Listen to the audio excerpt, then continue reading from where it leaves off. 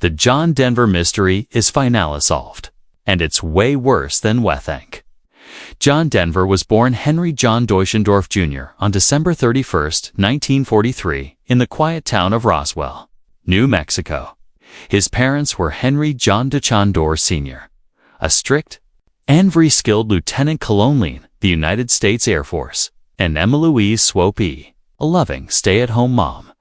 They welcomed their son into a world already filled with rules, moving around, and big dreams. Because his dad worked in the military, the family lived like nomads, moving a lot across the United States and even to other countries, including time in places like Japan and Arizona.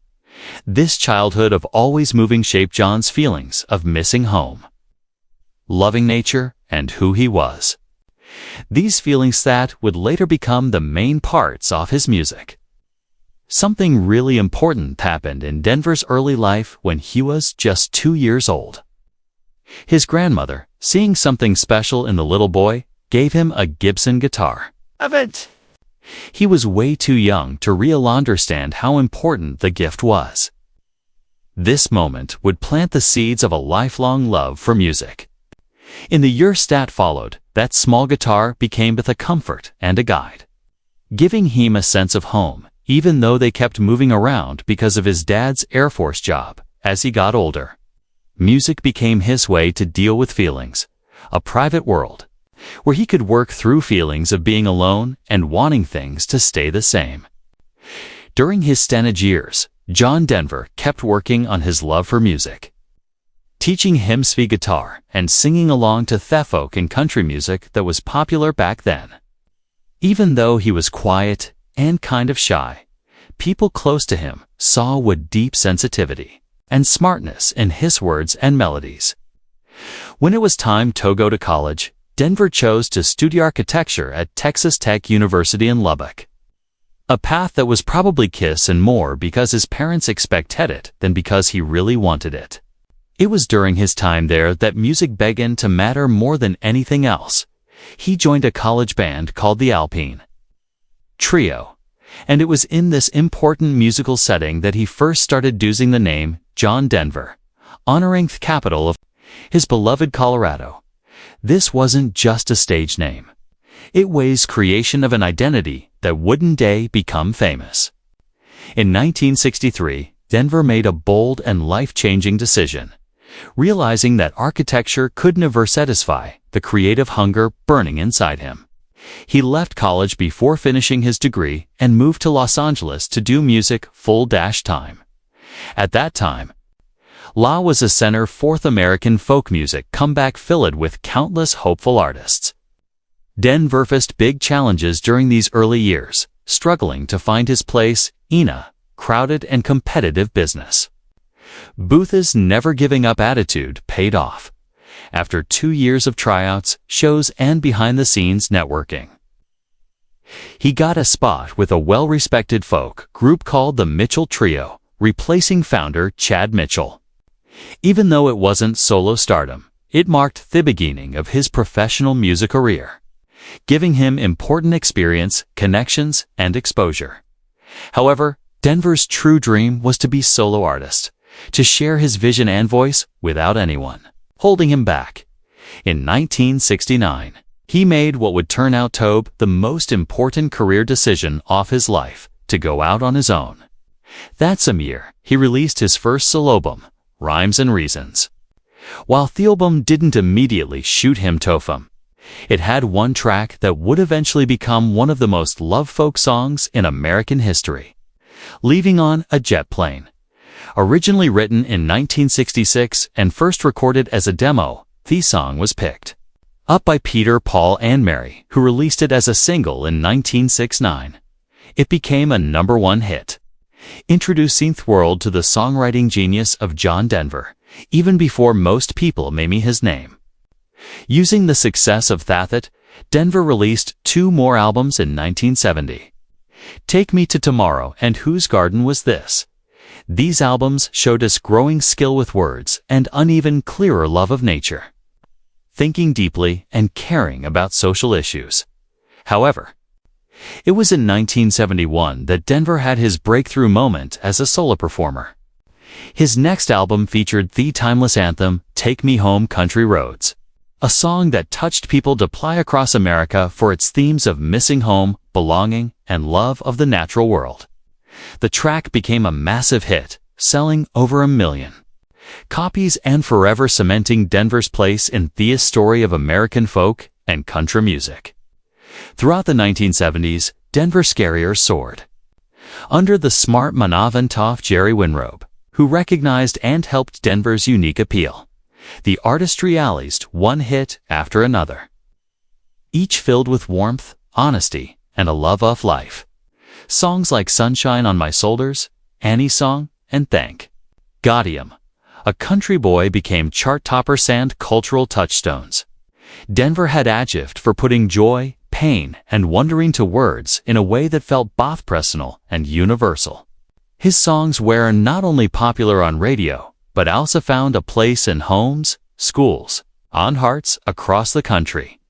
Beyond music, John Denver became a familiar face on television, where his easygoing personality and clean image made him a favorite among viewers of all ages. In 1974, he made a memorable guest appearance on The Muppet Show, showing both a playful sense of humor and a genuine kindness that made children and adults alike love him. In 1977, he took a surprising step into the world of film, starring opposite George Burns in the comedy Oh God, Will a The movie wasn't a blockbuster. Denver's performance was well received and showed his potential as a multi-talented entertainer with widespread appeal.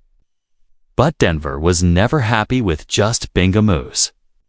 He used his platform to support causes that mattered deeply to him. That's in year 1977. He co-founded the Hunger Project alongside influential thinker Werner Erhard and physicist Robert Fuller. The organization tried to end world hunger through empowerment, education rather than charity alone. This project marked the beginning of Denver's change into a passionate humanitarian and peace activist. Over years, he would go on to support environment causes, wildlife conservation, space exploration, and global peace efforts, proving that his talents and concerns went far beyond the recording studio. In all parts of his life, whether through his powerful lyrics, unforgettable melodies, screen appearances, or tireless activism, John Denver showed a rare blend of talent, integrity, and idealism. His music remains a timeless reflection of the human spirit, and his legacy continues to inspire those who believe in the power of art to bring about change, healing, and hope. John Denver, one of America's most beloved singer-songwriters, experienced both the joys and the sorrows of romantic relationship throughout his life. In 1968, at the height of his early career, Denver married Annie Martell, a beautiful and soft-spoken young woman from Minnesota. Their meeting was like fate, blossoming into a deep connection that inspired one of Denver's most iconic songs, Annie's Song, which he wrote in just 10 minutes while on a ski lift in Aspen, Colorado. The lyrics, filled with poetic admiration and tender devotion, were a heartfelt tribute to Annie and captured the depth of his love for her at the time. The song later became one of his biggest hits, further making their relationship moored in the history of popular music. The couple settled in Aspen, a picturesque town that mirrored Denver's love for nature and Theodore's. During their 12-year marriage, John and Annie adopted 2 children, a son, Zachary John Denver, and a daughter, Anna Kate Denver. John often spoke of how deeply becoming a father changed his life, calling the adoption of Zachary one of the most joyful experiences he had ever known. He frequently said how much he adored his children, and he even mentioned that having them gave his life deeper meaning beyond the fame and applause. Despite their deep bond and shared love, however, John and Annie's marriage eventually began to show signs of strain. The pressures of fame, a grueling touring schedule, and the challenges of keeping a personal life while in the public eye contributed to growing tensions between them. After years of trying to make it work, the couple ultimately divorced in 1982. Denver later admitted that he had never really gotten over Annie and that losing her was one of the greatest regrets of his life. Years later in 1988, Denver married for a second time, this time to Cassandra Delaney, an actress and singer from Australia. Their relationship was passionate and energetic, and the couple even traveled together between the United States and Australia. Cassandra, known for her role in the film Fair Game, brought a new sense of excitement and youthful energy into Denver's life. Together, they had one daughter, Jessie Belle Denver, born in 1989. John cherished Jessie Belle deeply and spoke lovingly of her. In interviews, frequently seen at public events, holding her hand or offering a protective embrace. However, as with his first marriage, this union also faced difficulties. The challenge of maintaining a relationship under scrutiny of the media, coupled with couples' different lifestyles and personal ambitions, eventually led to their separation. By 1993, Denver and Delaney had officially divorced, marking the end of his second and final marriage. Although saddened by the end of yet another significant relationship, Denver remained a devoted father. He made efforts to stay involved in the lives of all three of his children and often emphasized how fatherhood remained one of the most grounding and meaningful parts of his existence. For years, fans of the legendary American singer-songwriter John Denver have been haunted by lingering questions surrounding the tragic and untimely end to his life. Denver, who was best known for his soaring vocals and heartfelt ballads as Take Me Home, Country Roads, Annie's Song, and Rocky Mountain High, died on October 12, 1997 in a plane crash off the coast of Pacific Grove, California. Although the official reports say the accident happened because of a error, fuel mismanagement, and a poorly placed fuel selector valve in his experimental route in Long Island aircraft. Recent revelations and re-examinations of the case have opened up a darker, more troubling narrative, one that suggests his death may not have been as simple as a tragic mistake. In the months leading up to his death, John Denver had been facing significant personal and professional turmoil. Despite his immense fame in the 1970s and early 1980s, Denver's popularity decreased in the later years of his career, and he struggled to find a stable footing in the ever-changing music industry. In addition to career challenges, his personal life was marked by divorce, public scrutiny, and a string of run-ins with the law. Most notably, 2 arrests for driving under the influence, one in 1993 and another in 1994. These incidents led to the revocation of his pilot's license for a period of time, a fact that becomes all the more chilling in hindsight. What many people don't know is that Denver was flying that ill-fated plane without a valid pilot's license. It had been suspended at the time due to his past DUI convictions. This raises disturbing questions about why he would take such a risk and whether something deeper was troubling him beneath his ever optimistic public image. He was known for his deep connection to nature, his advocacy for environmental causes, and his humanitarian efforts. Privately, Denver was reportedly battling depression and struggling with a profound sense of loneliness and frustration over the direction of his life and career. Adding to the mysteries, the controversy surrounding the aircraft itself. The route in Long Island, while a sleek and innovative home-built plane, had a known design flaw that made its fuel valve switch difficult to access in flight. Denver's own plane had this switch awkwardly placed behind the pilot's left shoulder, requiring an unsafe maneuver to reach it, especially in midair. According to the National Transportation Safety Board, NTSB, Denver likely lost control of the aircraft while attempting to switch fuel tanks. But why would an experienced pilot like Denver fly an experimental with such a glaring issue? And did he not have it modified before taking to the skies?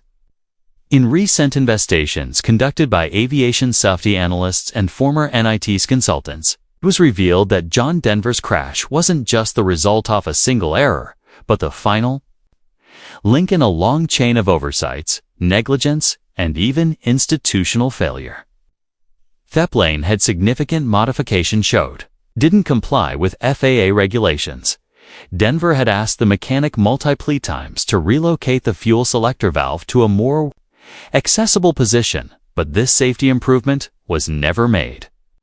In fact, the FAA had received multiple warnings about the dangerous of this aircraft design from pilots, but failed to act.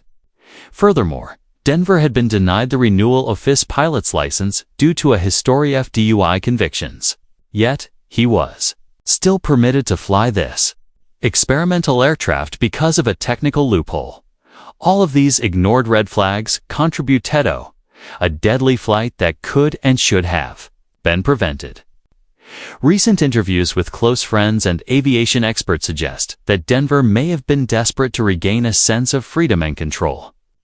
Flying was one of the few remaining passions he could turn to, a place where he could escape the noise of public life and the pain of personnel disappointments. Yet this solace may have also clouded his judgment, pushing him to take risks he otherwise would have avoided.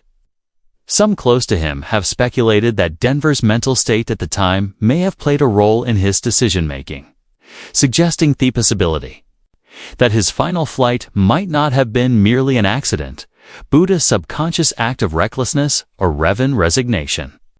To make matters worse, allegations have surfaced in recent years about conflicts involving Denver's estate, business dealings, and tensions within his family and inner circle. These disputes cast a shadow over the aftermath of his death, adding layers of legal and emotional turmoil that many fans were never aware of. Behind sunny persona and the pristine natural imagery in his songs, John Denver's final years reveal a man more complex, troubled, and vulnerable than the world ever imagined. In the end, the mystery surrounding John Denver's death is not just about a plane crash or mechanical failure.